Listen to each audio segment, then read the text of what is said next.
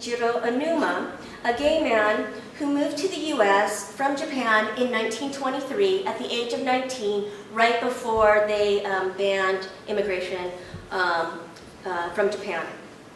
And his collection was really modest, meaning that when I first encountered his collection, it literally occupied a half file box, so a 4-inch wide file box. And it contained some professional photos that were shot in studios. It also included a couple photo albums with Jiro posing around San Francisco. And then it included a relatively large collection of male physique or male physical culture of the homoerotic variety. And I am particularly fond of this. This is a postcard of a matador with an erect penis necktie clip that you can detach and you can wear, and then you can put it back on the postcard. So he had, this collection, and then he had these photos, and then within the photo album there are these two pictures, and these pictures are from camp. And so I immediately recognized them as photos from camp, and when I first saw them, I was actually really startled. I was shocked. Even though, of course, he comes in 23, he's living in San Francisco, of course Judo Onuma was incarcerated. But there was a way in which, in my mind, I think I had compartmentalized this idea of a gay history and then a Japanese-American history, right? So as a fourth generation, and so I was familiar with camp narratives, but no one had ever mentioned the queer experience, the LGBT experience, to the extent that it never occurred to me that there was a queer experience of camp. And so this idea shocked me. I mean, it shocked me that it never occurred to me. Do you see what I mean? Also because, in gay popular culture, for instance, prison narratives, there's so many gay prison narratives, right? Like, orange is the new black, and so there's like all these possibilities for gay speculation or gay situations, and yet, in terms of camp memories, I had never heard that story told before. And so I started to think about, like, wow, that's incredible. There must be a lot more stories out there. And well, first of all, I was trying to ask the question, why aren't there very many stories? And so initially I started asking some friends and scholars, and the most common response I got was, wow, I've never really thought about that topic. That's kind of interesting. But there are a few people like Greg Robinson and John Howard who have addressed this topic, but otherwise very few. And so then I started thinking about, well, what is it about the structure of the camps themselves? And if we think about the way in which people were incarcerated by family unit, right? So it wasn't a same-gender situation. It was a family unit situation. And the kinds of imagery that we see of camp over and over is usually of a kind of multi-generational scenario, of grandparents or mothers and children in camp, or we see the young, heroic, alternative or experimental approach are still focusing on certain kinds of themes, right? And so I was trying to figure out, how can we open up that story. So I wrote a commentary piece for the Nichibei Weekly and called Desperately Seeking LGBT Memories of World War II Incarceration. And I was really looking for any tidbits, any even gossip or anything about the bachelor's quarters or the nurses' quarters or work camps or, any kinds of things. And I got some emails of support from people who are mostly of my generation saying, wow, interesting project, good luck, right? But I didn't actually receive any new information about camp narratives, although I did receive some hate mail. So I received this email gays in Topaz, farms in Berkeley, are you serious? So this is kind of a joke because there used to be this ad, this Berkeley Farms ad, and where people couldn't believe that there are farms in Berkeley. So it would go, farms in Berkeley?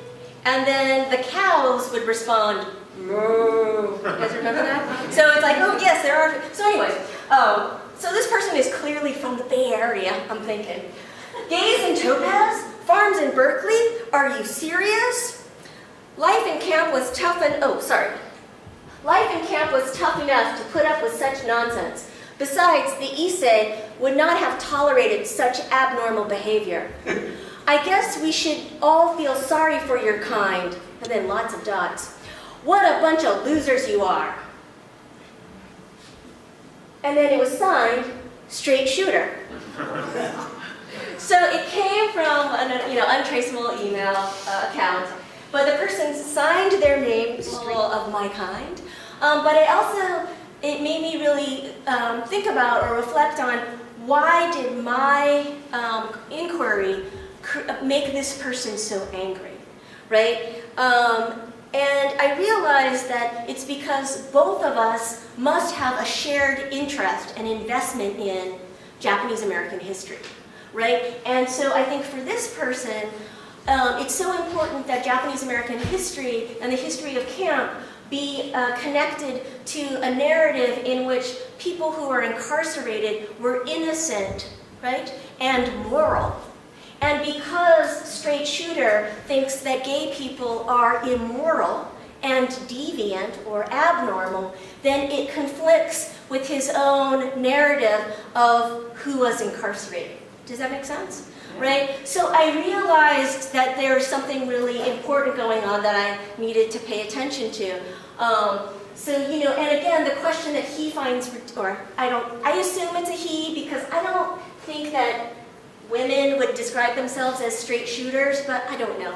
So anyways, straight shooter, the question that this person finds ridiculous, gays in Topaz, are you serious, is the question that I also feel like would be doubly treacherous for queer people in camp. And so after this experience, I decided that, because I had this great idea that I was going to make this documentary about all the queers that were in camp and discover all these stories. And then because that sort of hit a dead end, I decided that I would look more carefully at Onuma's small archive of materials and see if I could sort of trace his storyline in the DME visions of pre-war San Francisco. So one very striking example is this photo, and Judo is in the center here. And I was able to put together that this is Akira Kakiuchi, and I don't know this person's name. But they took this photo in the Moriyama Studio, which was a professional studio in Japantown, and known for what they advertised as artistic portraiture, right? So they really prided themselves in a certain kind of portrait studio, which in some ways was similar to what James Van Der Zee was doing on the East Coast during the Harlem Renaissance by taking photographs of middle class and upper middle class or upwardly mobile African Americans. Right? And a lot of the theorists who are looking at these pictures of James Van Der Zee talk about the way in which they're not just documenting life as it was for these people, but Van Der Zee is also being an activist in a way. In other words, he's enabling people to take photographs of what people want to be, that is, to express their class aspirations, right?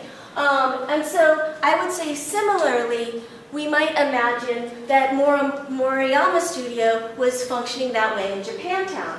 Because after all, at least Judo and his friend, I was able to find out that they both worked in what is now the Tenderloin district in a laundry, Mercury Laundry, which was an all-male laundry. They were both machine pressers. And it was one of these situations in which you worked in the laundry at day and then you rented a room in the same building around Japantown that aren't following this model, right? But he chose to live, or he did live and work in this situation up until he was incarcerated. And yet, when we look at this photo, I mean, what kind of feel, what kind of backdrop did they choose? What does it look like? What do you notice? Grecian ruins. Yeah, it's like Grecian ruins. It's a potpourri of like, you know, like French landscape painting, and you know what I mean? And then these like little colony things, and right? So they are affecting this kind of cosmopolitan, you know, look. And then also, I mean, in terms of if we think about how they're posing themselves, you know, what do you notice about their posture and their clothing? They're relaxed and they're very posed, right? I mean, so it's like the crisp crease, showing just a little cuffling, right? You know, the nice hat, right? And so everyone is very posed. And then also, you know, these two fellows look somewhat serious, but I would say Judo's expression is quite, I don't know, does he seem somewhat Serene. Serene? He seems somewhat happy. I mean, he seems kind of proud. He seems, you know, like, these are my guys. Okay, so, you know, so we you know, might want to ask ourselves, like, what was this date like for them? They work in the laundry, they get dressed up in their finest clothes, they head off to Japantown to take this elaborate portrait, right? And then they have all these printed up, and then what are they doing with them? Are they sending them home to show, you know, relatives that they are successful? Are they sharing them with each other, right? Like, what does this photo mean to these men? And then his outside, mostly outside, when it's not in a studio setting, posing in different scenarios, often in parks, sometimes in front of fancy cars. And I also just started to note this certain pose that was, you know, very favored on certain pages. You know, it featured a certain, you know, openness in terms of a kind of display of a certain sensibility, of a kind of a posture. And then, you know, there are, a lot of the images are very playful, but they're also in front of fountains or in front of cars, these kind of fancy cars. And so, you know, when we think about these images, like, you know, again, why are they taken outdoors? Why are they taken outside? Why are they taken in parks? Because you didn't have an interior to match it. Yeah, because they didn't have the interior, because, you know, the interior would have been the laundry or the boarding house. Right? But they were looking for signs of extravagance. And those signs of a cosmopolitan life were really in public spaces, right? And so, you know, we can kind of think about how he's building his own kind of world, his own Japanese-American utopic gay world. The other thing that was somewhat distinctive about his photo album is that there are many pages like this, where he has stacked the photos, and they're all taped at the top. They're all glued at the top, so that you can flip through them like a Rolodex, okay? So why would someone do this? Why would someone do this? Little black book. Okay, it's a little black book of your favorite people. Someone else said it's because he likes shoes, you know, but so we can think it's also a safe space. And, you know, it's unclear when he arranged his photo album like this. He's sort of economical about that. But also, I mean, there is a way in which, you know, you can discover different things. So as I was flipping through these images, I found these two. And at first, as I was flipping through, because I just flipped them through one at a time, I thought I saw the same image, right? So I was like, oh, he put the same image in twice. But then when I compared them side by side, it was clear that this was Jiro, and then later I kind of put together that this is Richard Morishita. And so you know, so what do these two photographs tell us? Like, what do we imagine happened on this day? We traded places, took pictures of each other. Yeah, so they're taking pictures of each other. They're trying to pose in the same position. And this building in the background is the Alta Plaza, a luxury apartment building that had been recently built, and it was known as the most extravagant place to live. They are actually at Alta Plaza Park in San Francisco, and Amy, my partner, and I figured out the exact location of where they had to stand in order to take this picture.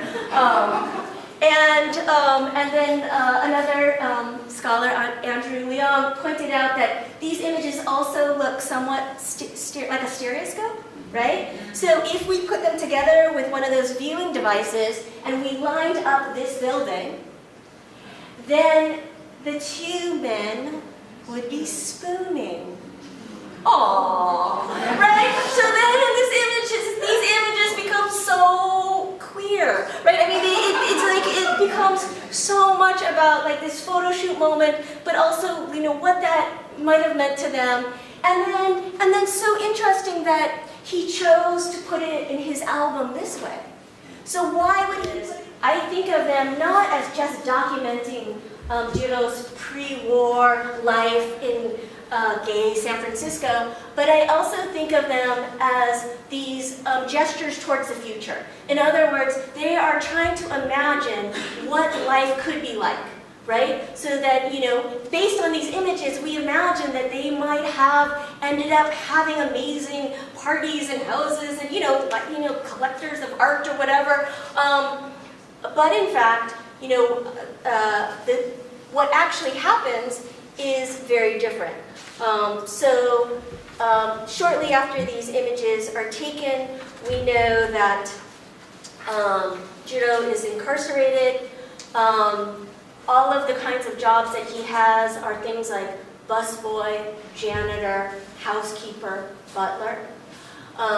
We know that he dies alone in the Lone Star Residence Hotel in the Fillmore, you know, outside of Japantown, right? And so, in other words, all of the aspirations that these photographs hold were not fulfilled, right? And they were not fulfilled because of incarceration.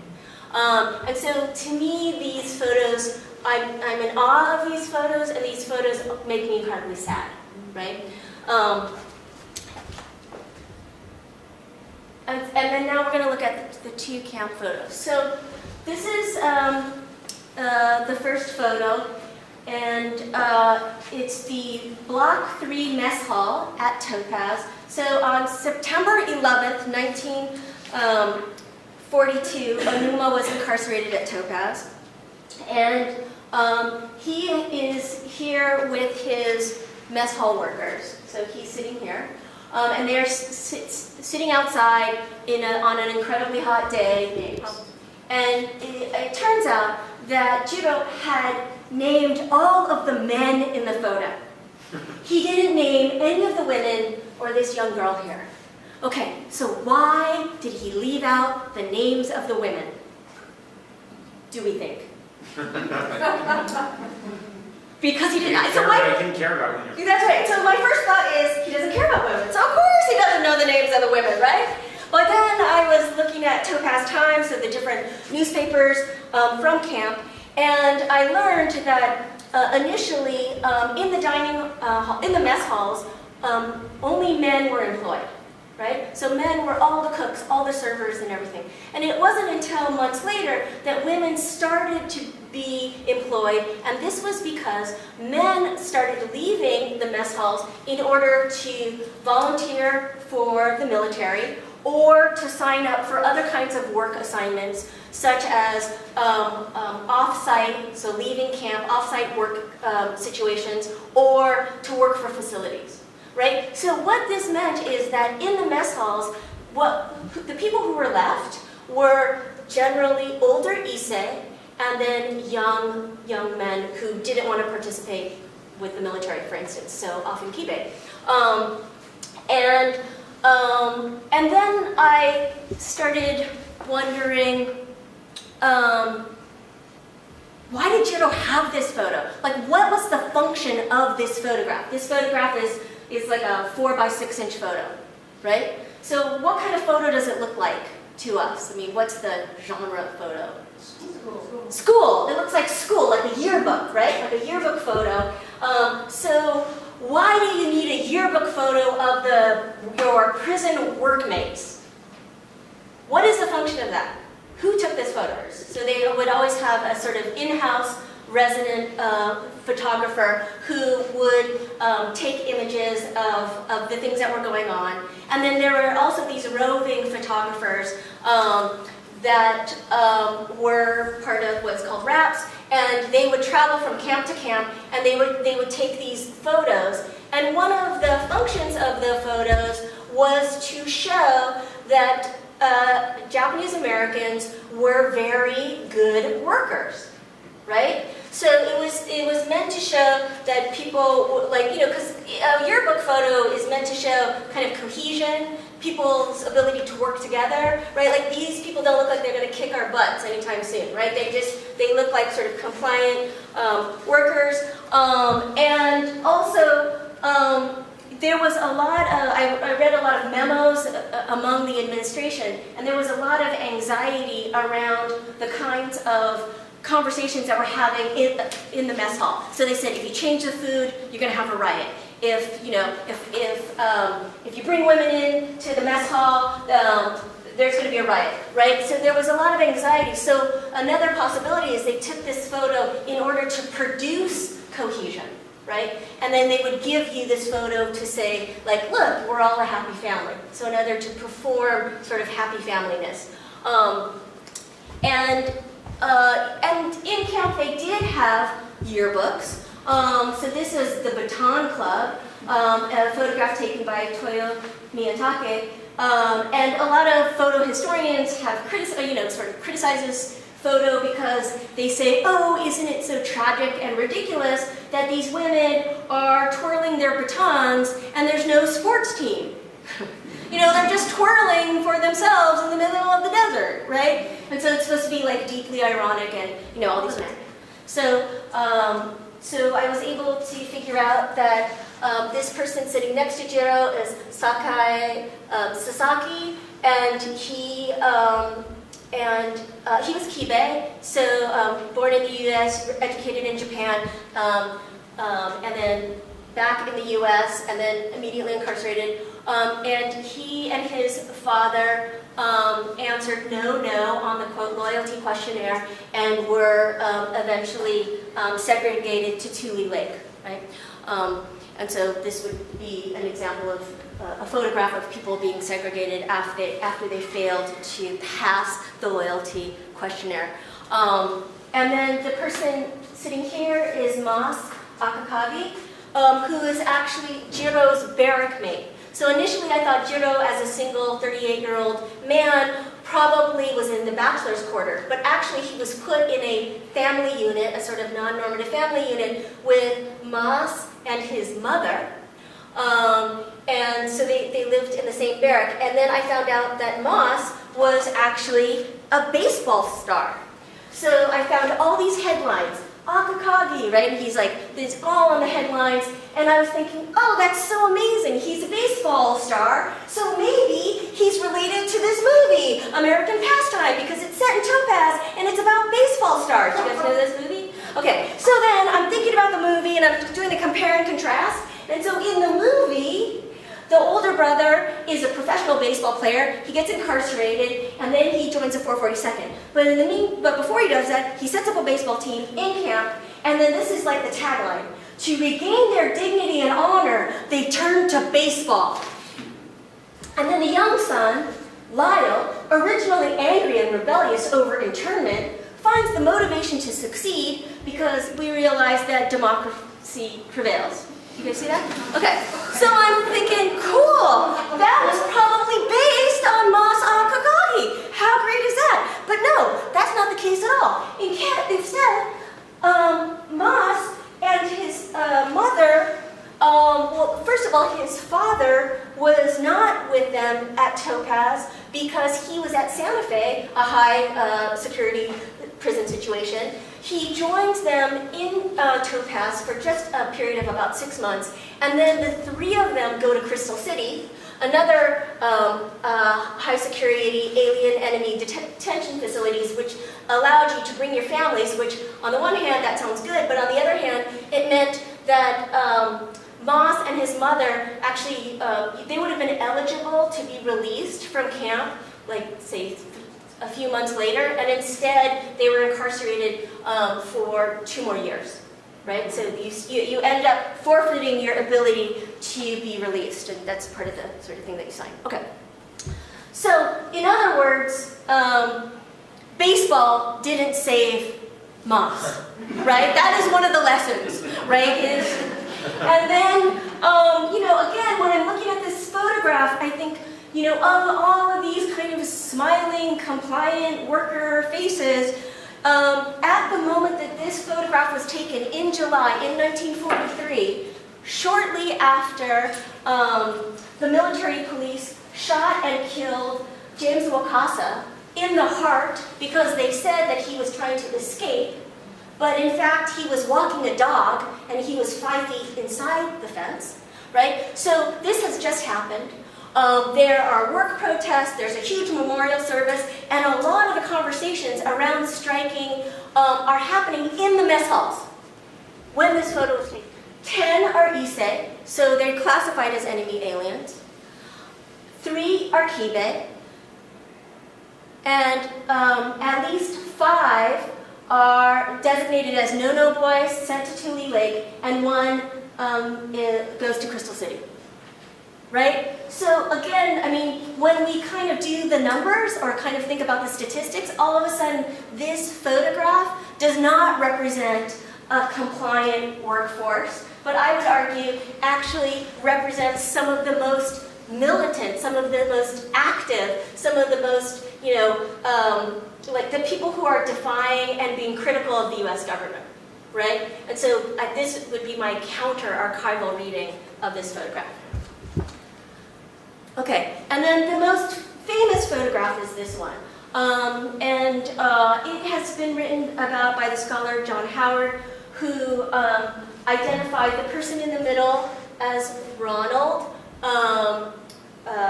who he identified as Jiro's partner and lover. And he identified this person as Jiro, and then this is their friend. And he talks about the way in which this, photograph that he claims is taken at Topaz represents this moment of intimacy, of sort of the possibility of same-sex intimacy in camp, and that it's kind of this utopic moment, right? Because they're sort of free in their ability to, be with each other. I was able to identify the person in the middle as Ronald. In Jiro's photo album, he has a photo of him from before and after the war. Actually, a number of photos of him after the war. And I don't know his last name, I only know him by Ronald. But this photograph is distinctive. It has a guard tower. And this is funny because his hat is obscuring the guard tower, which means that it wasn't really the featured object. But it's like he's wearing the guard tower. But in fact, it has the guard tower, and it shows barbed wire. And these are the 2 things that you were not supposed to photograph. Even Ansel Adams, who was a, quote, sanctioned photographer, was not allowed to photograph those 2 things. There were a couple exceptions, but they were very few. Okay, so that makes it interesting. The fact that, it could be an image of gay relationships. Also makes this a sort of extraordinary photograph. But the one thing that kept troubling me was one that I wanted to believe that this was Jiro, but there's a way in which he didn't look like Jiro. But then I was like, I don't know if it's Jiro, but he doesn't quite look like him, but maybe it's the lighting, right? Or maybe his hair is too curly, or I don't know. So I so wanted to believe that this was the 2 of them, but as I would look at this face, it didn't quite look like Jiro, and then I noticed this. What is this? It's a camera. He is holding a brownie camera. Now, at a certain point during the incarceration, Issei were allowed to have cameras under certain circumstances. But Issei were never allowed to have cameras. Never. So why isn't Issei holding a camera? If this is his camera, why doesn't he have more pictures from camp? If he's holding a friend's camera, you know, that could be a possibility. But it was sort of the camera plus the face that was making me go like, oh, I don't really know. And then I showed this photograph to Jane Beckwith, the director of the Topaz Museum, and she said, oh, this photograph couldn't have been taken at Topaz. I was like, well, why not? She said, they didn't have... I compared the architecture of this with the barbed wire and realized that this was taken at Tule Lake. And this is Sakai Sasaki, the person that was sitting next to him, right? And I know that he went to Tule Lake because I saw him on the register, right? So that means that this photo was taken after the two of them were segregated to Tule Lake for being disloyal, right? So that means Judo was nowhere in this photo, right? In fact, Judo didn't leave camp until he was released. He never visited Tule Lake. So in my archival pursuits, I was like, oh, you know, I'm so happy to be right. And then I was crushed that I was right because I wanted to think that Judo was somewhere, just like maybe not right here, right? So, you know, this is kind of like the joys and, you know, whatever of research. But it did enable me to reconsider this photograph. So this is a photograph that's a 2x3-inch photo. And this is definitely Judo and Ronald, right? And I started thinking, at first I thought it was a photo that was taken before the war. But then I was thinking, but they're dressed very casually, and they always dressed up for studio portraits. But it does kind of look like a studio portrait, right? 2x3, and it does have a kind of minimal backdrop. And then I was doing some research at Topaz, and a photo studio opened in early 1943, and it was really popular. And you could, for a couple dollars, get these multiple photos, and you had to make an appointment and all those sorts of things. So then I realized that they probably took this photo in Topaz before he left for Tule Lake. Now the other thing that I found out was that Judo originally answered no, no, and then changed his answer to no, yes.